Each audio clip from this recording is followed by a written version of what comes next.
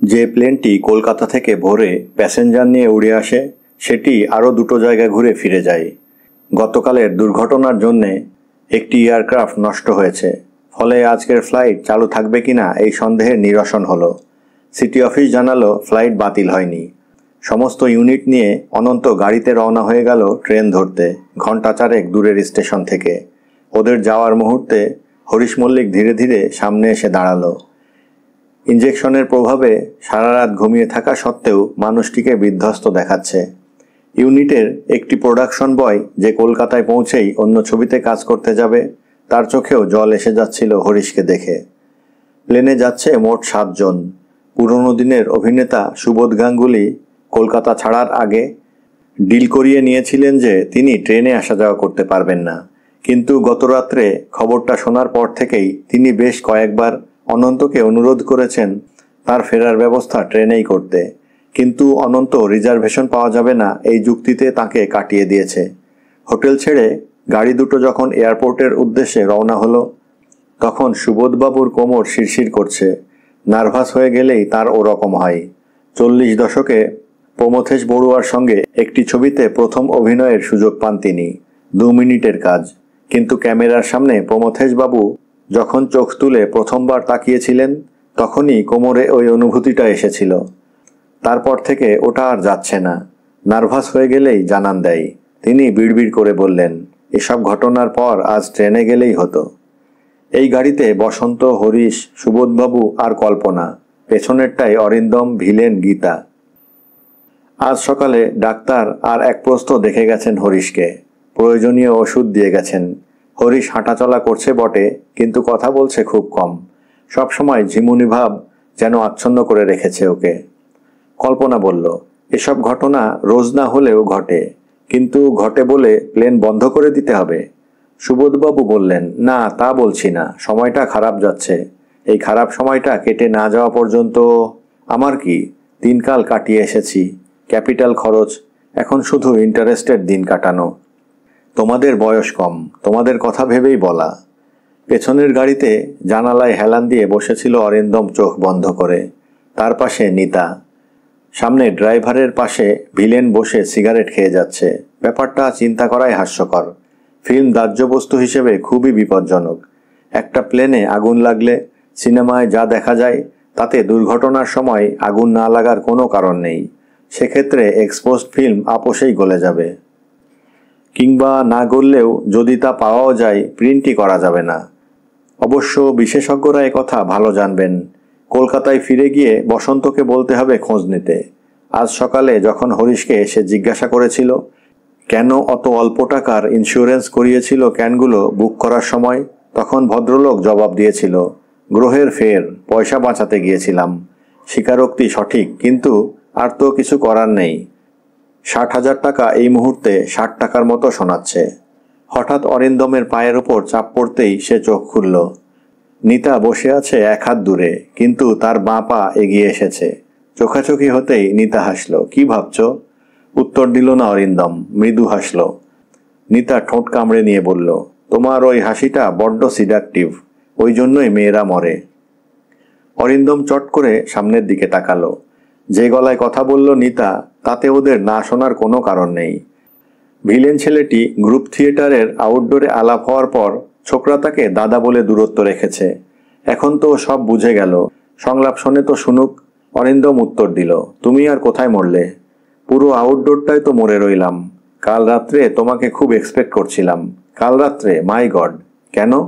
কাল যে ঘটনা শুনেছি তারপর। অরিন্দম মুখ ফিরিয়ে নিল। যা ঘটেছে তাতে আমাদের কিছু করার ছিল না। এক জীবনে কত প্রিয় অপ্রিয় মানুষ মারা যায়। সেই ঘটনার পর তাহলে সারা জীবন ধরে শোক পালন করে যাও না কেন? নিতা মাথা নাড়ল। তাছাড়া উই আর প্রফেশনাল। কত ছবি তো পুরো তোলার পরও হাজার ঝামেলায় রিলিজ করে না। তার বেলা এই ছবিও রিলিজ করবে না, ব্যাস। হঠাৎ ভিলেন মুখ ফেরালো। অরিন্দম দা, আমি এ ব্যাপারে কথা বলতে পারি? অরিন্দম বলল, আমি জানি তুমি কি বলবে। কাউকে কনভিন্স করে তোমার কি কোনো লাভ হবে? চেক ইন করে মালপত্র হাতছাড়া হবার পর অরিন্দম হরিশের পাশে এসে দাঁড়ালো। হরিশ কাঁচের দেওয়ালের সামনে দাঁড়িয়ে পাহাড় দেখছিল। এত সুন্দর এয়ারপোর্ট ভারতবর্ষে খুব কম আছে। সবুজ উপত্যকা নেমে গেছে বাঁ দিকে। নীল আকাশ নেমে এসেছে যেন মাথার উপরে। অরিন্দম জিজ্ঞাসা করল, শরীর এখন কেমন? ঠিক আছে, হাসবার চেষ্টা করল হরিশ, কিন্তু আমি কিছুতেই মানতে পারছি না ঘটনাটা। অরিন্দম কথা বলল না। ঘেরা ঘর বলেই ঠান্ডা লাগছে না, অথচ গরম জামা খোলাও যাবে না প্লেনে না ওঠা পর্যন্ত। হরিশ নিজের মনে বলল, ছবিটা শুরু করার আগে এত লোক বাধা দিয়েছিল শুধু আমি বুঝতে পারিনি। কিন্তু জানেন অরিন্দম বাবু, সকাল থেকে আমার মাথায় আর একটা চিন্তা ঢুকছে। কি চিন্তা?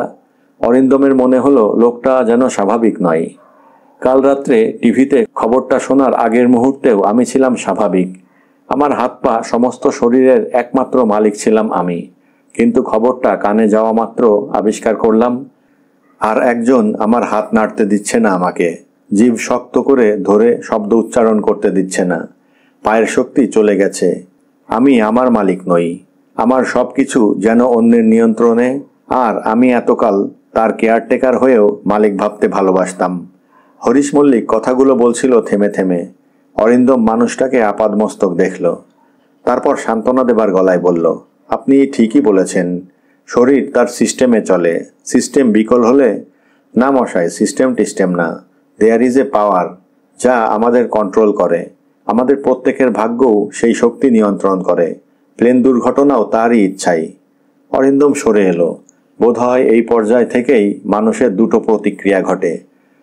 হয়তোবা প্রচণ্ড ঈশ্বর বিশ্বাসী হয়ে সংসার ত্যাগ করে, নয় মস্তিষ্ক স্বাভাবিক রাখতে পারে না। কলকাতার প্লেন এখনও এসে পৌঁছায়নি। যাত্রীরা ছড়িয়ে ছিটিয়ে রয়েছেন। দমদম বা বড় এয়ারপোর্টের সঙ্গে এর তফাৎ ছোট বলেই আইনের আঁটোসাঁটো ভাবটা নেই বললেই চলে। দুটো খোপ রয়েছে যেখানে যেখানে সিকিউরিটি চেকিং হয়, কিন্তু ওই পর্যন্তই। যাত্রীদের অনেকেই নিতাকে চিনতে পেরে তার অটোগ্রাফ নিচ্ছে। বোম্বের একজন সাইড অ্যাক্ট্রেসের কদর কলকাতার নায়কের চেয়েও বেশি। অবশ্য যারা শুধু হিন্দি ছবি দেখে তারা নিতাকে চিনবেই। অরিন্দম ভিড় বাঁচিয়ে বাইরে আসতেই একটি তরুণী এগিয়ে এলো। নমস্কার, আপনাকে এখানে দেখব ভাবতে পারিনি। শুটিংয়ে এসেছিলেন? এই সময় অরিন্দমের অভ্যস্ত ভঙ্গি হলো গালের দেওয়াল আলতো কামড়ে ঈষৎ মাথা নাড়া। তরুণী বলল, আপনার সবুজ বাগানের অভিনয় আমার দারুণ লেগেছিল। থ্যাঙ্কস। শব্দটা উচ্চারণ করে ও হাঁটা শুরু করলো। সবুজ বাগান। ওই ছবিটা যদি এই মেয়ের ভালো লেগে থাকে তাহলে আর কথা বাড়িয়ে লাভ নেই। ওই ছবিটাই তার রোমান্টিক হিরোর ইমেজ নষ্ট করতে সাহায্য করেছে। হঠাৎ অরিন্দম সোজা হয়ে দাঁড়ালো। কালকের ছুটন্ত গাড়িটা এয়ারপোর্টের সামনে থামলো। সেই ভদ্রমহিলা।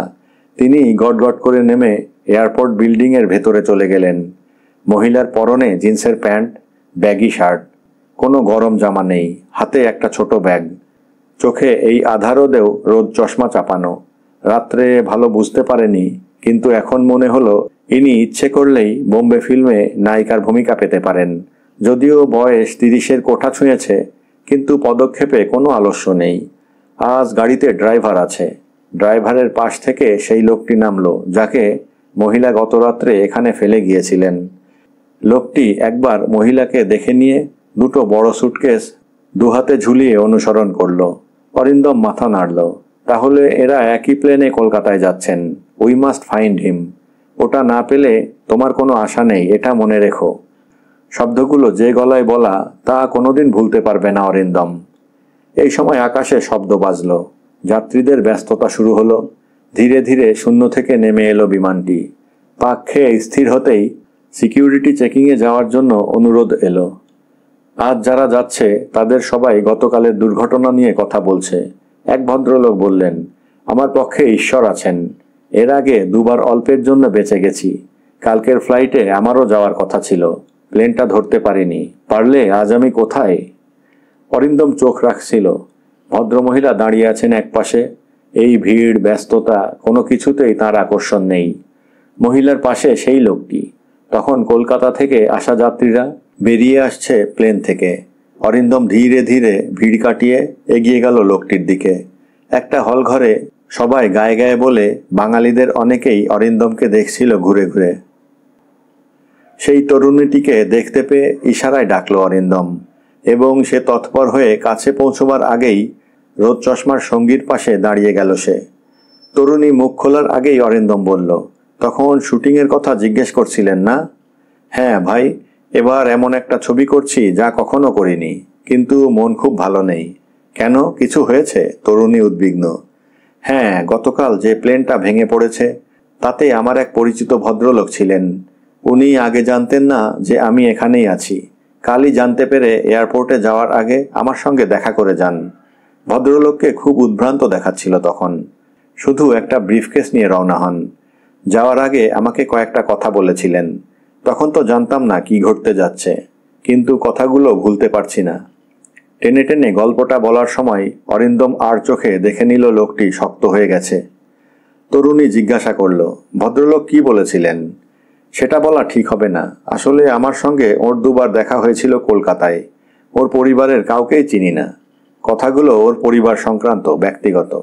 অরিন্দম কথা শেষ করা মাত্র লোকটি ঘুরে দাঁড়ালো। এক্সকিউজ মি, ভদ্রলোকের নামটা কি? কেন বলুন তো? অরিন্দম হেসে জিজ্ঞাসা করল। রোদ চশমার মালিক তখনও উদাসীন হয়ে দূরে দাঁড়িয়ে, তার কানে কথা পৌঁছাচ্ছে না। এবার ইতস্তত করল লোকটি। না মানে এই শহরের লোক হলে চিনতে পারবো। কি হবে চিনে? মাথা ঝাঁকালো অরিন্দম। তারপর সবাইকে উপেক্ষা করে নিজের দলের কাছে ফিরে গিয়ে ওপাশে তাকাতেই দেখতে পেল লোকটি মহিলার কানের কাছে মুখ নামিয়ে কিছু বলে যাচ্ছে। বক্তব্যটা এত দূরে দাঁড়িয়েও তার অজানা নয়। শেষ করা মাত্র রোদ চশমা চাবুকের মতো মুখ ফেরালো এদিকে। সাপের ফোনাও যে সুন্দর তা আর একবার অনুভব করল অরিন্দম। নিচে পাহাড়, প্লেন উড়ে যাচ্ছে মসৃণ ভঙ্গিতে। অরিন্দম দেখল তার পাশের আসনে বসে হরিশ জানালায় মুখ চেপে নিচের দিকে তাকিয়ে আছে। হঠাৎ নড়ে উঠল হরিশ। আচ্ছা অরিন্দম বাবু, ধরুন ভেঙে পড়া প্লেনে আগুন লাগার আগেই আমাদের সুটকেসটা ছিটকে পড়েছে পাহাড়ের খাঁজে। সুটকেসটা ভাঙেনি। তাহলে ওটাকে যদি খুঁজে বের করা যায়, আপনি বুঝতে পারছেন? মাথা নাড়ল সে। আমিও একই কথা ভাবছি হরিশবাবু। হঠাৎ তার দুটো হাত জড়িয়ে ধরল হরিশ। প্লিজ প্লিজ আমার পাশে দাঁড়ান। We must try. দাঁড়াবেন না? অরিন্দম উত্তর দেওয়ার আগেই একটা শরীর প্যাসেজে তার পাশে থমকে দাঁড়ালো। এক্সকিউজ মি, আপনার টেলিফোন নম্বরটা জানতে পারি? ভেঙে পড়া বিমানটির হদিস ভারতীয় বিমান বাহিনী শেষ পর্যন্ত পেল। পাহাড়ের যে অঞ্চলে বিমানটির পতন ঘটেছে সেখানে অবতরণ করা তাদের পক্ষে সম্ভব হয়নি। 15,000 ফুট ওপরে পাহাড়ের খাদে বরফের সঙ্গে মিশে রয়েছে টুকরোগুলো। তাও তার এলাকা প্রায় মাইল খানিক জুড়ে। সিদ্ধান্ত নেওয়া হলো ওই রকম দুর্ঘটনার পরে কোনো মানুষের পক্ষে বেঁচে থাকা সম্ভব নয়। বস্তুত বিমানটি টুকরো টুকরো হয়ে গিয়েছে। তবু অনুসন্ধানী হেলিকপ্টার চেষ্টা করেছিল কাছাকাছি নামতে, কিন্তু সেরকম জায়গা খুঁজে পাওয়া যায়নি। প্রকৃতিও সেখানে নিজের খেয়ালে চলে। তুষার ঝড় অঙ্কনা কষে বয়ে যাচ্ছে। আবহাওয়ার উন্নতি হলে প্রায় 100 কিলোমিটার ট্রেকিং করে সম্ভবত সেখানে পৌঁছানো যাবে, কিন্তু তাতে যে সময় লাগবে তাও কম নয়, এবং তারপরে অকুস্থলে পৌঁছে কিছু পাওয়া যাবে বলে কর্তৃপক্ষ মনে করছেন না। খবরের কাগজগুলোই কদিন ধরে শুধু এই নিয়ে লেখালেখি চলছে। সাধারণ একটি বিমান কেন এরকম দুর্ঘটনায় পড়বে? এটা কি কোনো অন্তর্ঘাতমূলক কাজ না যান্ত্রিক ত্রুটি? তারা জোর দিচ্ছিলেন তদন্তের জন্য।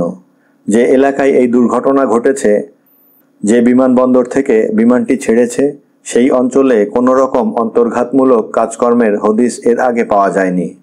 অতীতের বিভিন্ন রিপোর্ট থেকে দেখা যাচ্ছে ওই সংস্থার বিশেষ বিমানগুলো সম্পর্কে নানান অভিযোগ উঠেছিল। এই দুর্ঘটনা তারই ফলে কিনা তা তদন্ত হওয়া উচিত, না হলে যাত্রীদের মনে নিরাপত্তাবোধ আসবে না। প্রতিটি দিন সবকটা কাগজ খুঁটিয়ে পড়ছিল অরিন্দম। কলকাতায় ফিরে আসার পর সে আর বাড়ি ছেড়ে বের হয়নি। সিনেমা পত্রিকা তো বটেই, খবরের কাগজগুলো রিপোর্টার পাঠিয়েছিল তাকে ইন্টারভিউ করার জন্যে, কিন্তু সে মুখ বন্ধ রেখেছে। যে ছবি কোনোদিন মুক্তি পাবে না তার শুটিংয়ের বিবরণ সাজিয়ে গুছিয়ে বলে লাভ কি? কিন্তু মনের ভেতর সবসময় এক ধরনের অস্বস্তির ঝিঁঝি ডেকে যাচ্ছে। ছবিটা নতুন পরিচালক করেছিল খুবই খেটে, এবং বলা যায় না বাংলা চলচ্চিত্রের ইতিহাসে এটি ল্যান্ডমার্ক হয়ে থাকতে পারত। এখন যে কোনো ছবিতে কাজ করতে করতে সে বুঝে যায় তার ভবিষ্যৎ কি। যে সংলাপ বলতে হচ্ছে, পরিচালকের দৃশ্যগ্রহণের কায়দা এবং ফ্লোরের পরিবেশ এই আন্দাজ তৈরি করতে সাহায্য করে। 99 ভাগ ছবি মুক্তি পেলে সেই আন্দাজে ব্যতিক্রম হয় না। কিন্তু বসন্তের ছবি তাকে অন্য ধারণা দিয়েছিল। আগামী 25 বছর বেঁচে থাকার জন্যে ছবিটার মুক্তি পাওয়া প্রয়োজন ছিল। কলকাতায় অন্য যেসব ছবিতে অরিন্দমের কাজ করার কথা, তাদের পরিচালকরা ব্যস্ত হয়ে উঠছিল। অরিন্দম ছুটি চাইছে দিন 15-র, না দিয়ে উপায় নেই। বস্তুত টালিগঞ্জের কলাকুশলীরা এইরকম একটি দুর্ঘটনার ফলে উদ্ভূত ক্ষতিকে নিজেদের ক্ষতি বলেই মনে করছিল। যে সমস্ত কলাকুশলী দীর্ঘ সময় ওই ছবির শুটিংয়ে ছিল, তারা ফিরে এসে যেসব গল্প করছে তা পল্লবিত হয়ে এমন আকার ধারণ করেছে যে সবাই প্রায় বিশ্বাস করতে আরম্ভ করছে যে ছবিটি মুক্তি পেলে যে কোনো বিদেশি ছবির সঙ্গে টেক্কা দিতে পারত। নিজের বিছানায় ঘুমাবার মতো আরাম আর কিছুতেই নেই। হাত পা ছড়িয়ে শুয়ে অরিন্দম এইরকম ভাবছিল। বরানগরে যার জীবন শুরু, সে এখন দক্ষিণ কলকাতার বনেদি পাড়ার নিজস্ব বাড়িতে আরামে রয়েছে। তার ইনকাম ট্যাক্স, উকিলের দৌলতে এই বাড়ি এবং অন্যান্য সম্পত্তি সবই আইনগ্রাহ্য। গোটা 6 ঘরের সর্বত্র বৃত্ত এবং রুচির ছাপ। 4টে ঝি এবং চাকর সবসময় তটস্থ হয়ে থাকে চারপাশে। বরানগরে এখনো মা এবং ভাইরা। সে একা এই প্রায় প্রাসাদে। টেলিফোনটা বাজল, মিষ্টি সুর। মাথার পাশেই বিদেশি রিসিভার। একটা বোতাম টিপলেই কথা বলা যায়। অরিন্দম ঝুটঝামেলা এড়াতে চাইল। সাত সকালে কোনো ফ্যান অথবা রিপোর্টার কিংবা আগামী ছবির পরিচালকের সঙ্গে এই মুহূর্তে কথা বলতে তার একটুও ইচ্ছে করছে না। বারংবার বাজলে মিষ্টি সুরও বেসুরো লাগে। সে আঙ্গুলের ডগায় বোতাম টিপল। Hello hello. অরিন্দম গলাটা চিনতে চেষ্টা করল। ও প্রান্ত থেকে যেন মরিয়া হয়ে নোঙর ফেলতে চাইছে। হ্যালো হ্যালো, কে বলছেন? বিছানা থেকে মাথা না তুলে অরিন্দম নির্লিপ্ত গলায় জিজ্ঞাসা করল। অরিন্দম বাবু, আমি বসন্ত বলছি। হ্যালো, শুনতে পাচ্ছেন? অরিন্দম বালিশটা টেনে কাত হয়ে শুয়ে চুলে হাত বোলালো। সুপ্রভাত। সুপ্রভাত। আপনি কি ঘুমাচ্ছিলেন? তাহলে সেরকমই, তবে কথা বলতে পারেন। আমি একটা ম্যাপ জোগাড় করেছি। কতটা অথেন্টিক তা বলতে পারবো না। 67-এ এক অস্ট্রেলিয়ান এক্সপেডিশন পার্টি ওই পথে গিয়েছিল। ম্যাপ বলছে মোটরেবল রোড থেকে প্রায় 130 কিলোমিটার হাঁটতে হবে। এক্সপেডিশন পার্টির ম্যাপ? হ্যাঁ, খুব টাফ, সন্দেহ নেই। কিন্তু ওই দলে একজন ডাক্তার ছিলেন, যার পাহাড়ে ওঠার কোনো রকম অভিজ্ঞতা ছিল না। এই পয়েন্টটাই আমাকে এনকারেজ করছে। আপনি কোত্থেকে কথা বলছেন? এসপ্লানেডের একটা পাবলিক বুথ থেকে। রিসিভারটা নামিয়ে রেখে সোজা চলে আসুন। বোতাম টিপে বিছানা ছাড়ল অরিন্দম। এখন অন্তত আধ ঘন্টা তার আসন করার কথা। শরীরের কোথাও মেদ যাতে না জমে, হাড়গুলোর যোগস্থলে যাতে মরচে না লাগে, তার জন্যে নিয়মিত এই পরিশ্রম। পাহাড়ের শুটিংয়ের সময় আসন করা সম্ভব না হলেও সারাদিনে এত ওঠানামা করতে হতো যে ওটা পুষিয়ে গিয়েছিল। কিন্তু আজ অনেক দিন পরে তার আলস্য জাগল। একজন নায়ককে চলচ্চিত্রের বাইরেও 16 ভাগ নায়ক হয়ে থাকতে হয়, নইলে সাধারণ মানুষের কাছে ইমেজ রাখা যায় না। উত্তম কুমার কখনোই কফি হাউজে আড্ডা মারতে যেতেন না, অথবা না কামানো দাড়ি নিয়ে রাস্তায় হাঁটতেন না। ফলে তার সম্পর্কে মানুষের আকর্ষণ আরও বেড়ে যেত। সামাজিক অনুষ্ঠানে যখন তাকে যোগ দিতে হতো, তখন চলচ্চিত্রের নায়কের মতোই যোগ দিতেন। প্রায়ই বলতেন, আমার ব্যক্তিগত জীবন বলে কিছু নেই, খুব কষ্ট হয়, কিন্তু আমি যে দায়বদ্ধ। প্রযোজকরা আমার জন্যই পয়সা পান, অতএব অর্জন করা যতটা শ্রমসাধ্য এবং প্রতিভা সাপেক্ষে তার চেয়ে বহুগুণ কষ্টকর সেটাকে বাঁচিয়ে রাখা। তাছাড়া দৃষ্টিভঙ্গিরও পরিবর্তন ঘটেছে। ফলে নায়কদের জনপ্রিয়তা কমেছে। কফি হাউজের আড্ডা থেকে বেরিয়ে অরিন্দম যখন গাড়িতে ওঠে, তখন কেউ কেউ ফিসফিস করে শুধু, তার বেশি কিছু নয়। বাথরুমের আয়নায় নিজেকে দেখতে দেখতে অরিন্দম হাসল। অদ্ভুত ব্যাপার, প্রযোজকদের কাছে তারা 60, 70, 80 হাজার যে যেমন পারে নিয়ে নেয়, কিন্তু তাদের ব্যক্তিগত গ্ল্যামারে 10 টাকার টিকিটও বিক্রি হয় না। বসন্তকে বসিয়ে রাখল না অরিন্দম। স্নান সেরে বাটিকের পাঞ্জাবি পাজামা পরে সে ওর মুখোমুখি হলো। লোকটাকে দেখে অবাক হয়ে গেল সে। কলকাতায় ফেরার পর 2 দিন টেলিফোনে কথা হয়েছিল, কিন্তু এই কদিনেই লোকটা শুকিয়ে গেছে। গালে কাঁচা পাকা খোঁচা দাড়ি জন্মেছে। পাহাড়ে থেকে যা হয়নি, ওর চেহারায় ভাঙন এসেছে, চোখ বসে গেছে, খদ্দরের পাঞ্জাবি পাজামাও ময়লাটে। বসন্ত একবার অরিন্দমের শরীর দেখল, ওর কাঁধে কাপড়ের ব্যাগ। হঠাৎ অরিন্দমের মনে হলো যেসব পরিচালকরা উত্তম কুমারকে উত্তম কুমার হবার সুযোগ দিয়েছেন তারা এখন কোথায়? কজন তাদের নাম মনে রেখেছে? তাদের সবাই কি ভালো আছেন? তারপর কি খবর? কোথা থেকে শুরু করবে ঠিক না থাকায় প্রশ্নটা করল সে। বসন্ত বলল, আমার প্রডিউসারের খবর শুনেছেন? না, কি ব্যাপার? বেলভিউতে আছেন। কাল গিয়েছিলাম দেখতে, দেখা পাইনি, দেখতে দেওয়া হলো না। প্রযোজক তো অসুস্থ, পরিচালকের কি ধারণা? আমি প্রোডাকশনস ম্যানেজারের সঙ্গে কথা বলেছিলাম। ক্যানগুলো যেভাবে প্যাক করে সুটকেসে ভরা হয়েছিল তাতে আমি বলতে চাইছি সাধারণ সুটকেস হলে কোনো আশাই করতাম না, কিন্তু যেহেতু ওই বিশেষ সুটকেসটি এর আগে অত উপর থেকে পড়ে গিয়েও যখন ভাঙেনি, তখন এবারও অক্ষত থেকে যেতে পারে। তাছাড়া দুর্ঘটনা যদি প্লেনের সামনের দিকের সঙ্গে পাহাড়ের ধাক্কায় হয়ে থাকে তাহলে মালগুলো যেহেতু পেছনের দিকে ছিল বেঁচে যেতেও পারে, অন্তত আগুনের হাত থেকে। সুটকেসটা খুলে গেলে অবশ্য ক্যানগুলোকে পাওয়া যাবে না। হ্যাঁ, এর মধ্যে অনেকগুলো যদি আছে, কিন্তু সেই সঙ্গে পাওয়ার সম্ভাবনা যে একদমই নেই তাও বলতে পারছি না। আমি প্রডিউসারকে কথা দিয়েছি যে কোনো উপায়ে ওই দুর্ঘটনাস্থলে যাব। অরিন্দম খানিকক্ষণ অপলক তাকিয়ে থাকলো। একটি মার খাওয়া তরুণ যখন মরিয়া হয়ে ওঠে তখন এই রকম চেহারা হয়। সে বলল, ম্যাপের ব্যাপারটা কি? বসন্ত ব্যাগ থেকে একটা ছোট ফোল্ডার বের করলো। ফোল্ডারের ভেতর ভাঁজ করা সাদা কাগজ। সেটা খুলে ধরতেই হাতে আঁকা ম্যাপটা দেখা গেল। খুব সিরিয়াস হয়ে বসন্ত বলল, এটাই যে সঠিক ম্যাপ তা আমি বলছি না।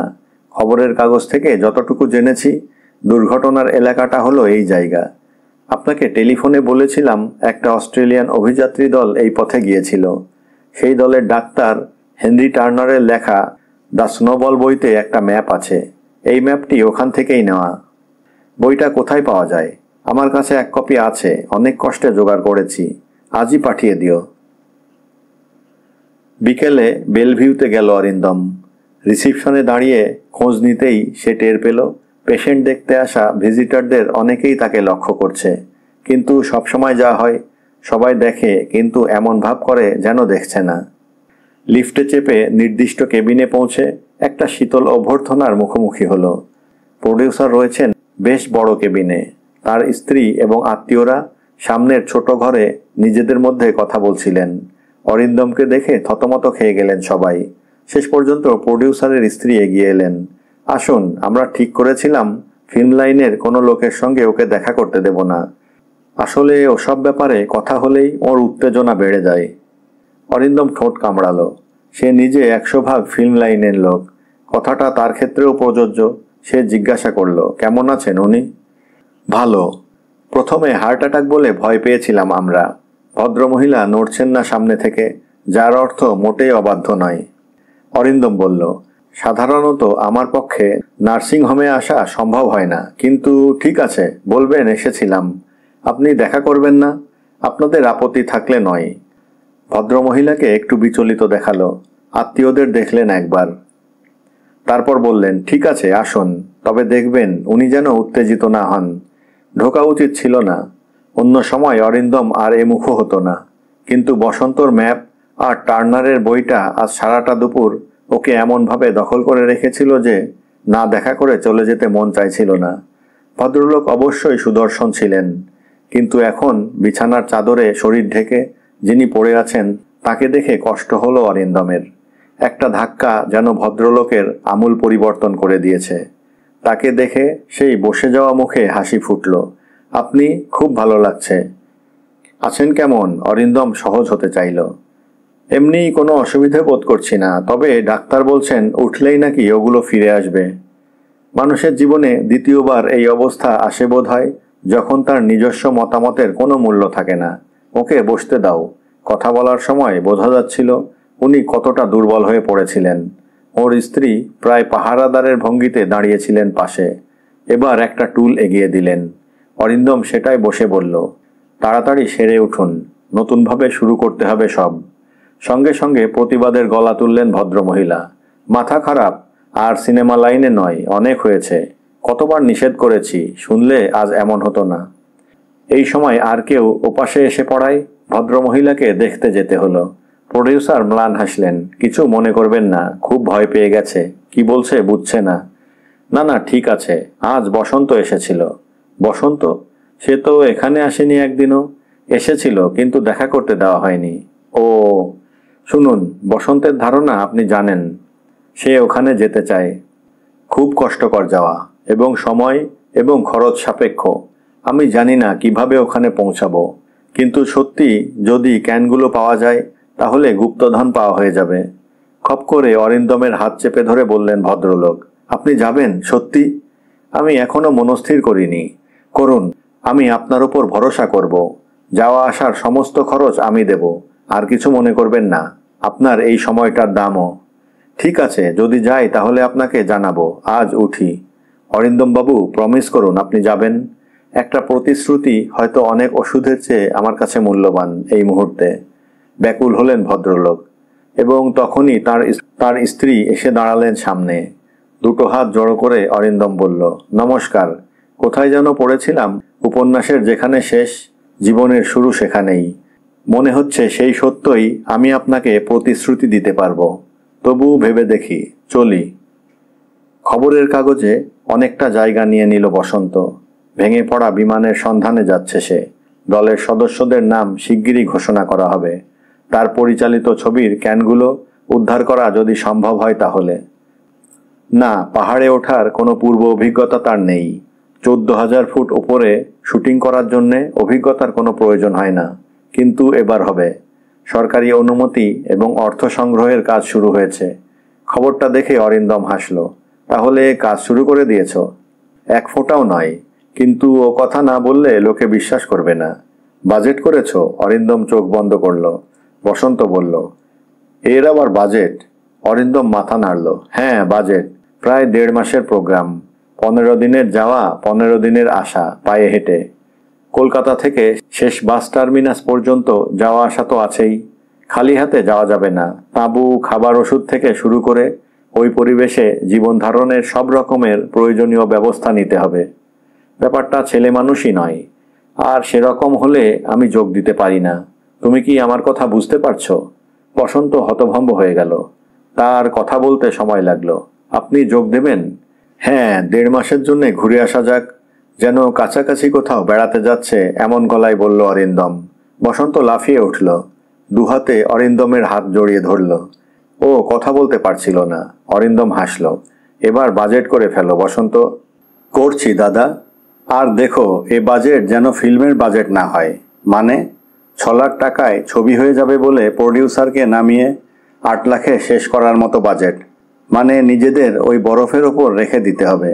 আমি সেই মহান পরিচালকদের মধ্যে পড়ি না দাদা। একটা অনুসন্ধানকারী দল হিমালয়ে যাচ্ছে হারিয়ে যাওয়া ক্যান খুঁজতে। খবরটা আরও চাঞ্চল্য সৃষ্টি করল যখন অরিন্দমের নাম তার সঙ্গে যুক্ত হলো। নিউ থিয়েটার্সের 1 নম্বর স্টুডিওতে ওদের ছবির জন্যে নেওয়া ঘরটিতে বসন্ত অফিস বসালো। অরিন্দম স্টুডিওতে আসে না, অতএব এই অফিসে তাকে পাওয়ার সম্ভাবনাই নেই। বসন্তকেই যোগাযোগ করতে হয়। মানুষটির মাথায় কি চমৎকার পরিকল্পনা খেলে যায়, তা যোগাযোগ না করলে বসন্তর অজ্ঞাত থাকত। এতে লাভ হচ্ছে তাদেরই। পুরো ব্যাপারটা তাকেই খেটে করতে হচ্ছে। অরিন্দমের পরামর্শে সে এই সুটকেস কোম্পানির সঙ্গে যোগাযোগ করেছিল। তারা সোৎসাহে এগিয়ে এসেছে। যদি ক্যান পাওয়া যায়, যদি তাদের কোম্পানির সুটকেস অক্ষত থাকে, তাহলে সারা পৃথিবীতে হইচই ফেলে দেওয়া যাবে। যে কোনো বিজ্ঞাপনের চেয়ে এই একটি ঘটনা তাদের বিক্রি লক্ষগুণ বাড়িয়ে দিতে পারে। এই অভিযানের জন্য তারা একটা মোটা টাকার দায়িত্ব নিল। ঝুঁকি অবশ্যই ছিল সুটকেসটি খুঁজে পাওয়া যাবে এমন আশা যেখানে করাই যাচ্ছে না, সেখানে টাকাটা জলে যাবে বলে আশঙ্কা ছিল। কিন্তু পাওয়া গেলে অরিন্দম সেই পরিবেশে ওটি হাতে নিয়ে যদি ছবি তোলে, ঝুঁকিটা বিরাট হলেও তারা রাজি হলো। প্রযোজক এখনও নার্সিংহোমে। তার সঙ্গে যোগাযোগের একটা রাস্তা বের হলো। সেটা করলেন তিনি নিজেই। নার্সিংহোমের একজন কর্মীর মাধ্যমে তিনি গোপনে জানালেন যে এই অভিযানের সঙ্গে যুক্ত আছেন। সমস্ত খরচের অনেকটাই তিনি দেবেন, এবং সেটা যেন প্রকাশ না করা হয়। তিনি টাকার অঙ্কটা জানতে চেয়েছেন। বসন্ত বাজেট করছিল। শিলিগুড়ি থেকে পাহাড়ে উঠতে হবে, প্রথমে জিপে, তারপর হাঁটা পথ। ম্যাপ আছে, কিন্তু সেই ম্যাপ চিনে যেতে একজন গাইডের সাহায্য দরকার। তাঁবু, মালপত্র বয়ে নিয়ে যাওয়ার জন্যে পোর্টার দরকার। খরচের অঙ্কটা দেখে সে অস্বস্তিতে ছিল। সেদিন অফিসে বসতেই বিক্রম সেন এলো। বিক্রম তার ছবির ক্যামেরাম্যান, এর আগে একবার ন্যাশনাল অ্যাওয়ার্ড পেয়েছে। সে বলল, বিষয়টা কি বলুন তো বসন্তবাবু, কিসের কি ব্যাপার? আপনি নাকি হারানো ক্যানের সন্ধানে যাচ্ছেন? হ্যাঁ, আমি বুঝতে পারছি না আপনার মাথা ঠিক আছে কিনা। বিক্রম, এই কথাটা শুনে শুনে আমি ক্লান্ত। ও, আপনি ঠিক কি করতে চাইছেন? আমি সেই জায়গায় যেতে চাই যেখানে প্লেন ভেঙে পড়েছে। সে তো শুধু পাহাড় আর পাহাড়। ঠিক কথা। তাছাড়া সরকার সেখানে যেতে সাহস করছে না। ভুল কথা। সরকারি তদন্ত দল ইতিমধ্যে রওনা হয়ে গেছে। ও, তারাই বলতে পারবে সুটকেসটা আছে কিনা। তারা মৃতদেহ তুলে নিয়ে আসতে গেছে। হেলিকপ্টারে নির্দিষ্ট স্পটে পৌঁছে তারা দড়ির সিঁড়ি ব্যবহার করে নিচে নামবে। এই রকম তদন্ত আমাদের সাহায্য করবে না। এই সময় অরিন্দমের গাড়ি এসে দাঁড়ালো অফিসের সামনে। সিঁড়ি বেয়ে উপরে উঠে সে হাসতে হাসতে জিজ্ঞাসা করল, কি খবর বসন্তবাবু, সব ঠিক চলছে? বসন্ত উঠে দাঁড়ালো। আরে আপনি, আসুন আসুন। তারিখ কবে? দেখো ভাই, আমার অন্যান্য প্রডিউসারদের তো ডোবাতে পারি না। যা করবে তাড়াতাড়ি করে ফেলো। অরিন্দম আয়েশ করে বসল।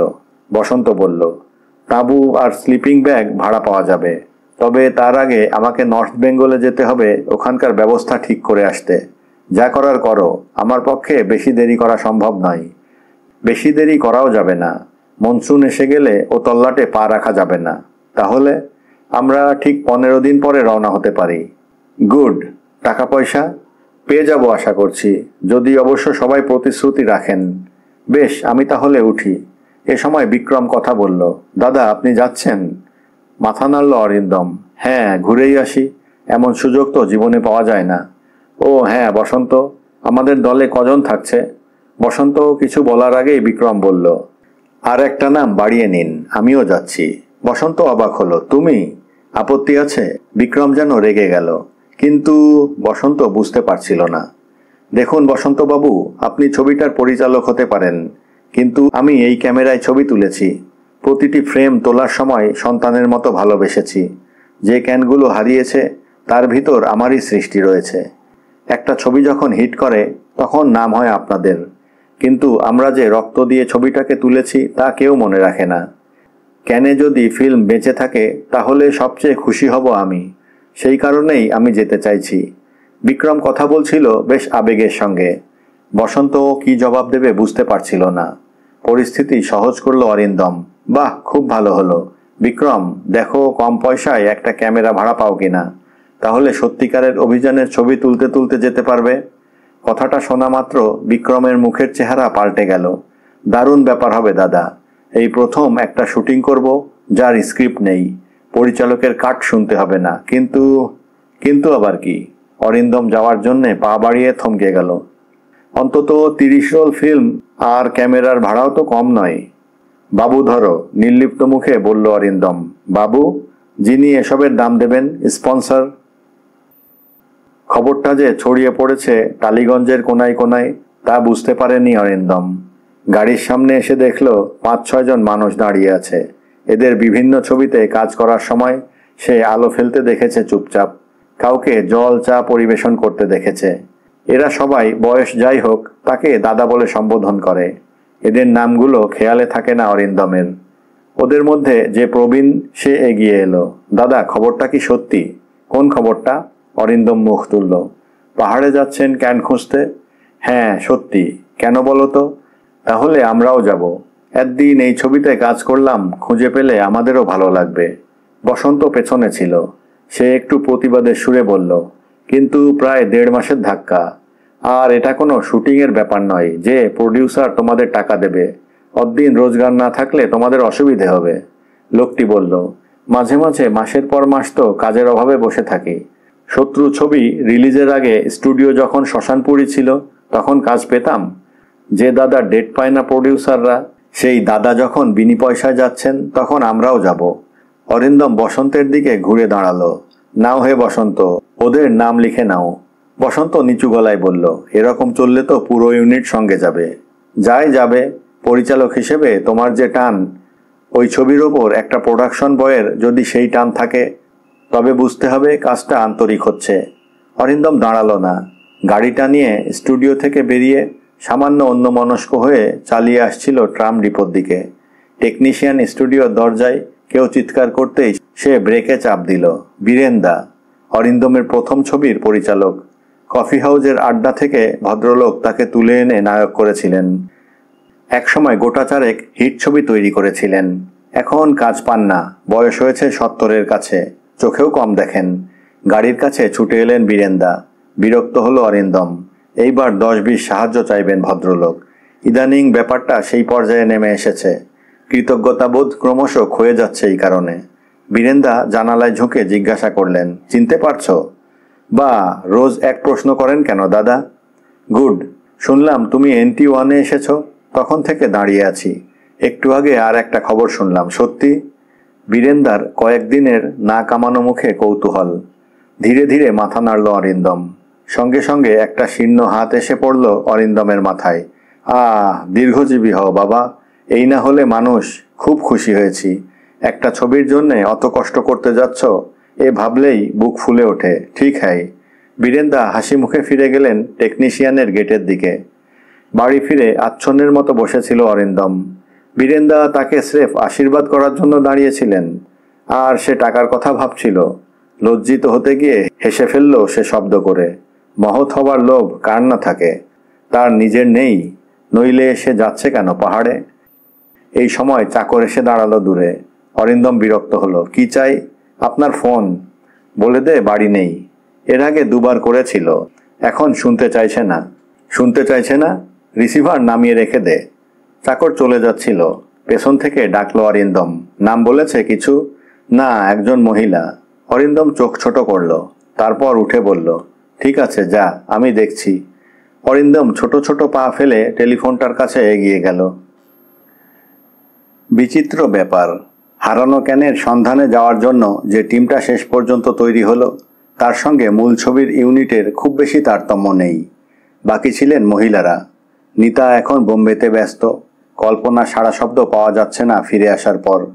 অবশ্য ওদের কথা ভাবার মতো অবসর ছিল না। প্রডিউসার হরিশ মল্লিকের কাছ থেকে বকেয়া টাকা আদায় করার জন্যে কলাকুশলী শিল্পীদের মধ্যে চাপা আলোচনা হয়েছিল। ছবি রিলিজ হোক বা না হোক, নির্দিষ্ট দিন পূর্ব চুক্তিমতো কাজ করলে প্রযোজক টাকা দিতে বাধ্য। এমন অনেক ছবি টালিগঞ্জে হয়েছে যা পরিবেশকের অভাবে জীবনে হলে যাবে না, কিন্তু সেসব ক্ষেত্রেও কলাকুশলীদের টাকা মিটিয়ে দিতে হয়েছে। আসলে যে মানুষগুলো প্রতিদিন উদয়ন্ত খেটেছে, তাদের এটাই যখন জীবিকা, তখন তারা ছাড়বে কেন? এক্ষেত্রে ছবিটার ক্যানগুলো নষ্ট হয়েছে বলে তাদের কোনো দায় নেই। নষ্ট না হয়ে যদি বিশেষ কোনো কারণে মুক্তি না পেত, তাহলে একই দশা হতো। যখন এই রকম ভাবনা দানা বাঁধছিল, তখনই বসন্ত হারানো ক্যানের সন্ধানে যাওয়ার কথা ঘোষণা করল। সেই সঙ্গে হরিশ মল্লিকের অসুস্থতার খবর কলাকুশলীদের হৃদয়কে কোমল করল। তারা বুঝে গেল যে ছবির প্রযোজক শ্রমের মূল্য দিতে চান না, সেই সব ছবি রিলিজের আগে আটকে দেওয়ার ক্ষমতা তাদের আছে। এ ব্যাপারে ইউনিয়ন মদত দেবে, কিন্তু এক্ষেত্রে কিছু করার নেই।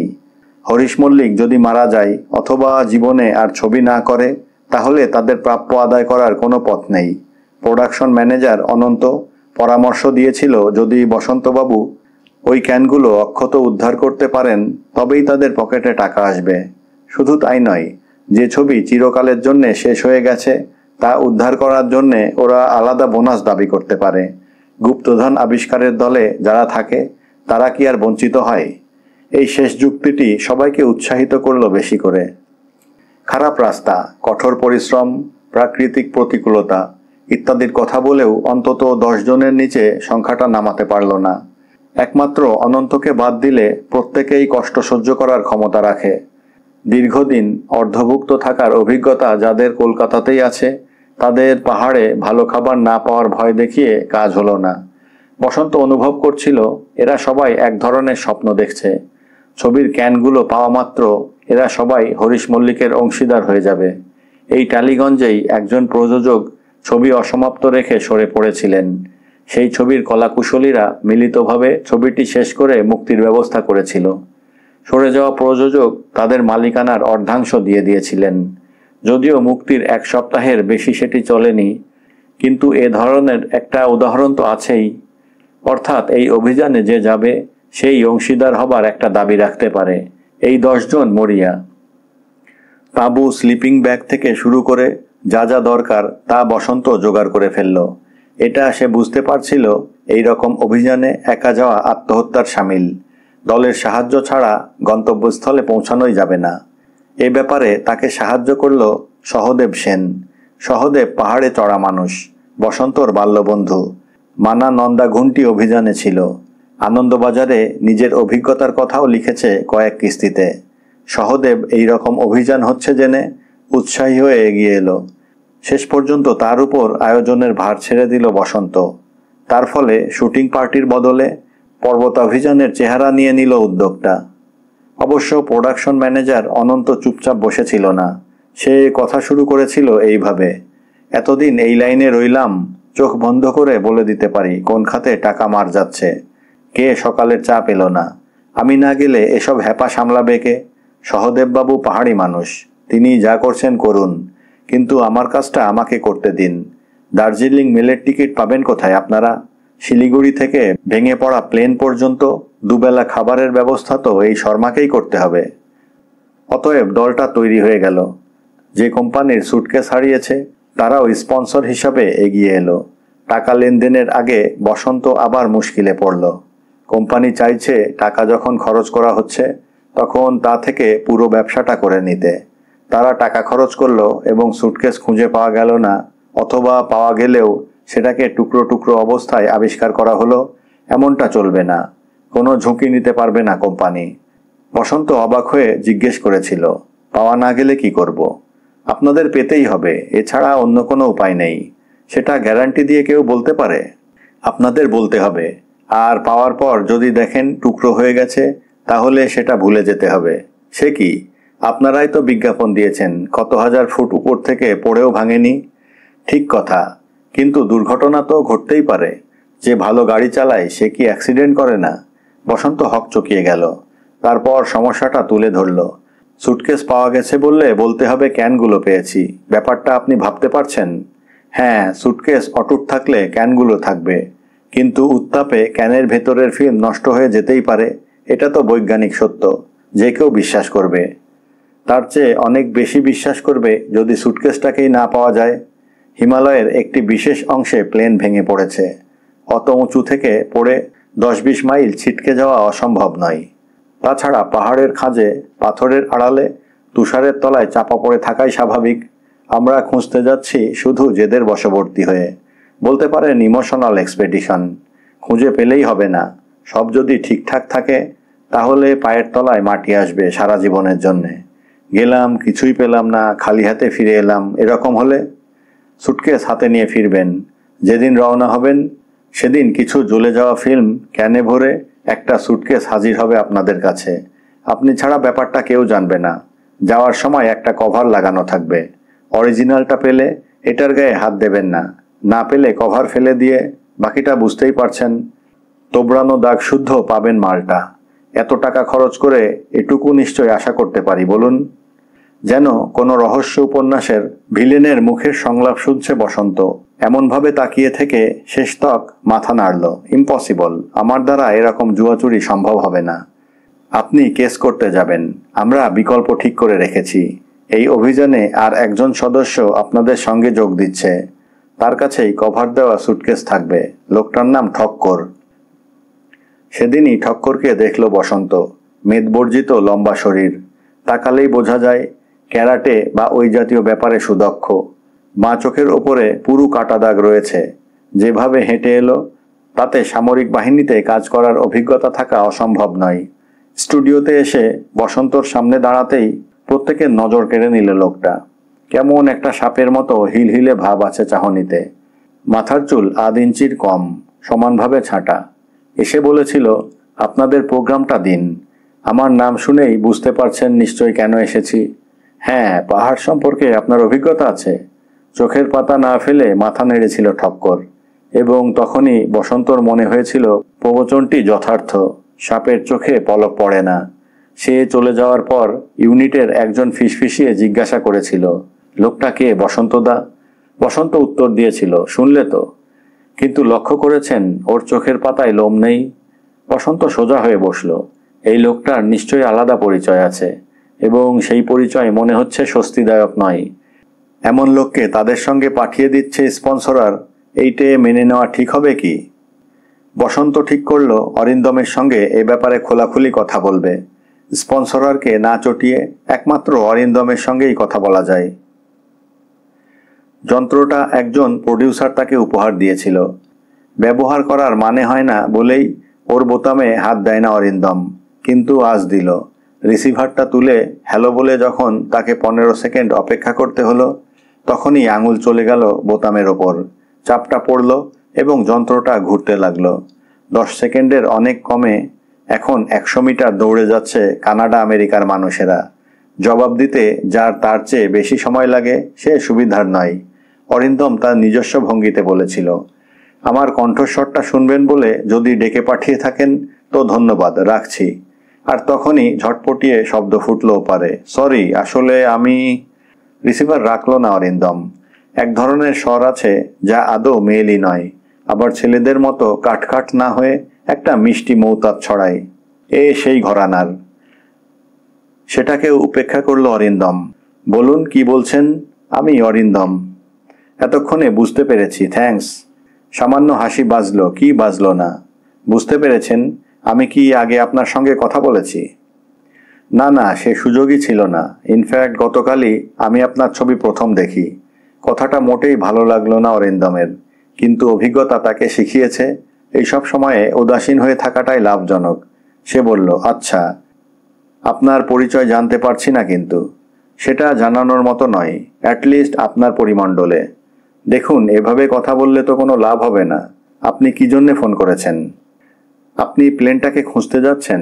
অরিন্দমের কপালে ভাঁজ পড়ল। সে নিচু গলায় বলল, যাচ্ছি। কজনের দল আপনাদের? আমি ঠিক জানি না, কিন্তু এ ব্যাপারে আপনার ইন্টারেস্ট কিসের? আপনি কি জানেন গভর্নমেন্ট হেলিকপ্টার সার্ভিসে যে কটি ডেড বডি পেয়েছে তুলে এনেছে? এও ঘোষণা করা হয়েছে ওখানে আর কিছু আশা করার নেই। জানি, কিন্তু শিলং থেকে কলকাতায় এসে আপনি শুধু এই খবরটুকু পেলেন? মানে? আচমকা ওপাশে কেউ সচেতন হলো। আপনারও তো ওই স্পটে যাওয়ার কথা। তা আমি বলি কি, আমার বাড়িতে চলে আসুন। কথাবার্তা বলে ঠিক করে নেওয়া যাবে রাস্তাটা। অরিন্দমের কথা শেষ হওয়া মাত্র ওপাশে রিসিভার নামিয়ে রেখে দিয়েছিল। তারপর অন্তত 5 বার অরিন্দম টেপটা বাজিয়ে সংলাপ শুনেছে। ভদ্রমহিলা অবশ্যই শিক্ষিতা। ইংরেজি শব্দ বিশেষ করে গভর্নমেন্ট না বলে গভর্নমেন্ট বলেছেন। আবার সেই সঙ্গে পরিমণ্ডলের মতো খটমটে বাংলা শব্দ ব্যবহার করতে অসুবিধে বোধ করেননি। ভদ্রমহিলা যেহেতু তার ছবি মাত্র গতকালই প্রথম দেখলেন, তখন ধরে নেওয়া যেতে পারে বাংলা ছবি দেখেন না, অথবা দেখার সুযোগ পান না। শেষেরটি যদি সত্যি হয়, তাহলে দুর্ঘটনার রাত্রে পাহাড়ে যে রহস্যময়ীকে ঝড়ের গতিতে গাড়ি চালাতে দেখেছিল তিনি এতদিনে জানান দিলেন ওসব জায়গায় বাংলা ছবি যায় না। কিন্তু যেভাবে লাইন কেটে দিলেন মহিলা, তাতে ফোন করার আসল উদ্দেশ্যটা বোঝা যাচ্ছে না, এতবার শুনেও না। অরিন্দমের মনে পড়ল সেই লোকটার কথা, যে এয়ারপোর্টে রহস্যময়ীর সঙ্গী হয়ে এসেছিল। সে কি করছে? এই সময় বসন্ত এলো। অরিন্দম তাকে দেখে খুশি হলো। এসো বাঙালি, জাগো, কত দূর? সব রেডি, শুধু দাঁড়াও, তুমি তো ডিরেক্টর, পাশ করা, সংলাপগুলো শোনো তো হে। অরিন্দম টেপ চালিয়ে দিল। হকচকিয়ে গিয়েছিল বসন্ত। মুখ ফিরিয়ে বলল, এ তো আপনি। ওটা তো আবিষ্কার নয়, শুনে যাও। বসন্ত শুনল, তারপর জিজ্ঞাসা করল, কে এই ভদ্র মহিলা? That's the question. বসন্তবাবু, ওখানে আর কিছু আশা করার নেই বলে যিনি আমাকে বিরত হতে বলছেন, তিনি কিন্তু নিজে নিরাশ হয়েছেন বলে মনে হচ্ছে না। তার মানে ওই মহিলাও ভাঙা প্লেনের সন্ধানে যাচ্ছেন? কেন, কি ব্যাপার? অরিন্দম রহস্যময় হাসি হাসল। বসন্ত উদ্ভ্রান্ত হলো, না দাদা, এ হতে পারে না। ওই সুটকেস আর ক্যানগুলো যদি ঠিক থাকে, তাহলে যে কেউ ওটাকে উদ্ধার করে কাজ হাসিল করে নিতে পারে। কি পাগলের মতো কথা বলছো? ওই ফিল্ম যদি কেউ খুঁজেও পায়, তাহলে কাজকর্ম শেষ করে এদেশে রিলিজ করতে পারবে? আইন নেই? ছবি তৈরি করার আগে অনুমতি নিতে হয় না? অরিন্দম তাচ্ছিল্যের সুর আনল গলায়। কিন্তু ওটা যদি অন্য কোনো দেশে পাচার হয়ে যায়, তাহলে চেহারা পাল্টে যাবে। না না দাদা, আপনি এভাবে হাসবেন না। ব্যাপারটা ক্রমশ গোলমেলে হয়ে যাচ্ছে। আবার গোলমাল কিসের? বসন্ত জবাব দিতে যাচ্ছিল। বস্তুত ঠক্করের চেহারাটা তার চোখের সামনে থেকে কিছুতেই সরছিল না। কিন্তু তখনই টেলিফোন বেজে উঠল। অরিন্দম রিসিভার তুলে অপেক্ষা করতেই ওপাশ থেকে মহিলা কণ্ঠে হ্যালো হ্যালো চিৎকার শোনা গেল। অরিন্দম স্বাভাবিক স্বরে জিজ্ঞাসা করল, ঠিক কাকে খুঁজছেন বলুন? ও, কেমন আছেন? আমি কল্পনা। শুনলাম বসন্তদা আপনার কাছে গিয়েছেন। এসেছেন, কিন্তু এটা তো তার টেলিফোন নয়। নয় জানি। আচ্ছা, আপনি এভাবে কথা বলেন কেন? আপনি কি আমাকে চিনতে পারছেন না, নাকি আমি বলেই এরকম বলছেন? অরিন্দম হেসে ফেলল। তোমার বয়স অল্প, তাছাড়া যাদবপুরের গন্ধ সারা গায়ে জড়ানো। তোমার সঙ্গে ঝগড়া করব না, তবে নাও কথা বলো। রিসিভারটা এগিয়ে দিয়ে অরিন্দম বলল, তোমার ছবির নায়িকা, ভয় নেই, এই প্রথম এখানে ফোন করলো। বসন্ত এমনিতেই বিধ্বস্ত ছিল। এরকম সময়ে কল্পনার টেলিফোন এই বাড়িতে আসবে ভাবতেই পারেনি। সে রিসিভার কানে লাগিয়ে বলে যেতে লাগলো, হ্যাঁ বসন্তদা বলছি, খুব ব্যস্ত বুঝলে, রওনা হচ্ছি। চেষ্টা করব যে করেই হোক ক্যান উদ্ধার করতে। তুমি না হয় ঘুরে এলে। কি বলছো? সর্বনাশ! তুমি যাবে কি? মাথা খারাপ হয়েছে? আমরা কি শুটিং করতে যাচ্ছি? বুঝলাম ছবিটার সঙ্গে তোমারও ক্যারিয়ার জড়িয়ে, কিন্তু রিস্ক হয়ে যাবে। অরিন্দম উঠে দাঁড়িয়েছিল। ঈশ্বর ঝুঁকে বলল, অনুমতিটা দিয়েই দাও হে। বিদেশি ছবির অভিযানে দেখেছি সবসময় দু একজন মহিলা থাকে, আমাদেরও খারাপ লাগবে না। আজ সন্ধ্যের ট্রেনে সমস্ত ইউনিট শিয়ালদা ছাড়ছে। শুধু অরিন্দম যাবে কালকের বাগডোগরা ফ্লাইটে। সংখ্যাটা বাড়তে বাড়তে এখন নেহাত মন্দ হলো না। হরিশ মল্লিকের প্রতিশ্রুতি মতো টাকাটা শেষ পর্যন্ত এসে পৌঁছায়নি। ভদ্রলোকের অবস্থা এখন ছিবড়ে বলে প্রচারিত হওয়া সত্ত্বেও বসন্ত খুব আশা করেছিল রোগশয্যায় শুয়ে তিনি যে কথা বলেছেন অরিন্দমের কাছে তা রাখবেন। কিন্তু শিবানী মল্লিক যে কোনো ফিল্মের মানুষকেই দরজা থেকে ফিরিয়ে দিয়েছেন। 25 লক্ষ টাকা নষ্ট হয়ে যাওয়া শুনতে এক কথা, কিন্তু বসন্ত জানে ওই হিসেবটার মধ্যে ছবির শেষ কাজটার খরচও ধরা ছিল। যেগুলো খরচ হয়নি দুর্ঘটনার জন্যে, তার টাকাটা তো এখনও রয়ে গেছে। বসন্তর মুখে সমস্ত ব্যাপার শুনে চলচ্চিত্র সাংবাদিক আর্য গুপ্ত নিজে গিয়েছিলেন আজ নার্সিংহোমে। আর্য হরিশের অনেক দিনের বন্ধু বলেই শিবানী সম্ভবত আপত্তি করেননি।